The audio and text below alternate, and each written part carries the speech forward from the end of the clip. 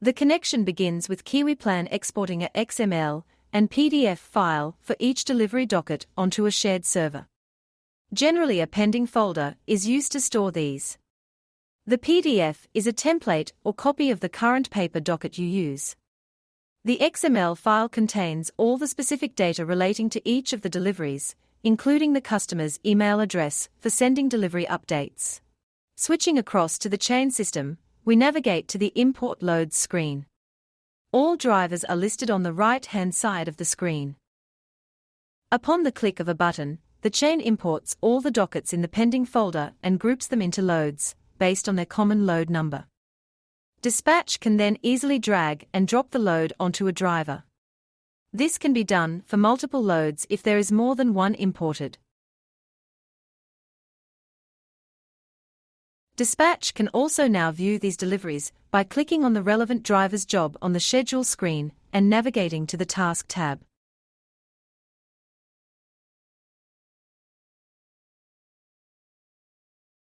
In the driver's mobile app, they will have usually already started their app at their home or base, completing the daily safety check questions and confirming their vehicle's details.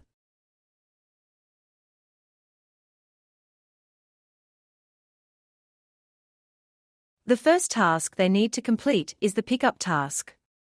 This often relates to an entire load rather than one delivery.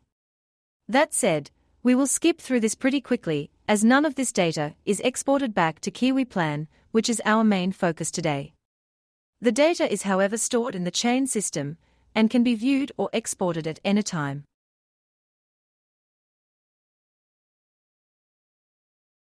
Once the first pickup is complete, the driver can move on to this second task, being in this case a delivery. Drivers are encouraged to enter their estimated time of arrival and plan their drop order prior to starting their day. A copy of the paper PDF can be viewed in the app to assist drivers and customers in the transition from paper to digital.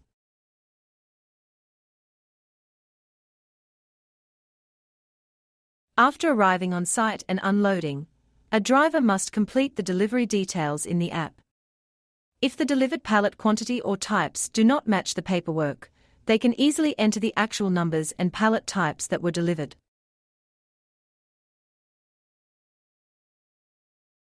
Load weights are encouraged to be entered, but if unknown, can be entered as 0. If a customer returns empty exchange pallets, then a driver can record the quantity for each pallet type in the app. As they are now loading their truck with empty pallets, they must again answer a few load restraint questions. If the customer has a SHEP or Loscom account and the delivery includes these pallet types, then these fields will be pre-filled with the relevant transfer numbers, and a driver must enter the quantity of each transfer. Selecting the best matched comment is mandatory, but drivers are encouraged to enter more details wherever possible, especially where quantities don't match.